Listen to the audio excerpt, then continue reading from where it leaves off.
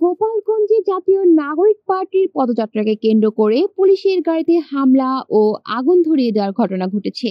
আজ বুধবার সকাল 9:30টার দিকে সদর উপজেলার উলপুর দুর্গাপুর সড়কের খাটিয়াগড় চরপাড়া এলাকায় এই ঘটনা ঘটে।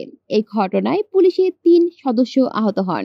তারা হলেন সদর উপজেলার গোপীনাথপুর পুলিশ ফাঁড়ির পরিদর্শক আহমেদ বিশ্বাস, কনস্টেবল কাউসার ও মিনহাস।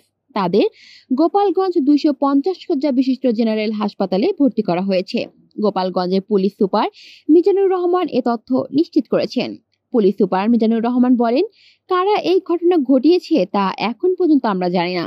এতে পুলিশের 3 জন সদস্য আহত হয়েছেন এবং একটি গাড়ি পুড়ে গেছে। আহত 3 পুলিশ সদস্যকে হাসপাতালে ভর্তি করে চিকিৎসা দেওয়া হচ্ছে। 1 জুলাই থেকে দেশ করতে জুলাই পদযাত্রা কর্মসূচি পালন করছে জাতীয় নাগরিক পার্টি। এর মধ্যে দেশের বেশ কয়েকটি জেলায় এই কর্মসূচি পালন করেছে দলটি। মাসব্যাপী এই কর্মসূচির অংশ হিসেবে আজ গোপালগঞ্জে পদযাত্রা করবে দলটি। কলি শিকদার, বাংলা নিউজ নেটওয়ার্ক।